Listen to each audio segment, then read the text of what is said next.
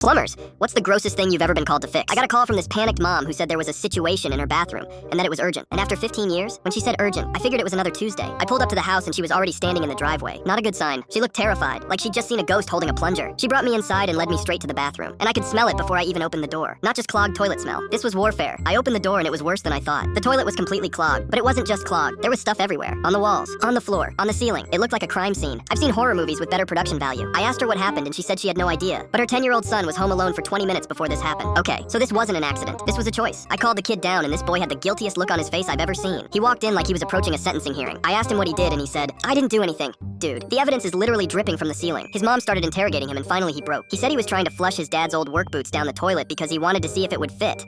I blinked. I looked at the mom. She looked at me. We both looked at the kid. Who does that? Who wakes up and thinks, you know what this toilet needs? Steel-toed footwear. But it gets worse. When the toilet started overflowing, instead of telling his mom, he tried to fix it by shoving an entire roll of toilet paper down there to soak it up. Bro, that's not how plumbing works. That's not how anything works. The mom was furious, and while I was working on it, the kid kept trying to blame their dog. Maybe Rex did it. Hello? Your dog doesn't wear size 12 work boots. Rex doesn't even have thumbs. How's he flushing anything? It took me 2 hours to get everything out. When I finally pulled those boots out with my snake tool, they were destroyed, completely shredded by the pipes. Looked like they went through a wood chipper. The mom made the kid pay for the entire service with his birthday money. Apparently he had to explain to his dad why his work boots were now in 4 different pieces. The dad called me later asking if I could return them. Sir, they're evidence now. I don't think that kid is going near a toilet unsupervised ever again. And honestly, neither is Rex.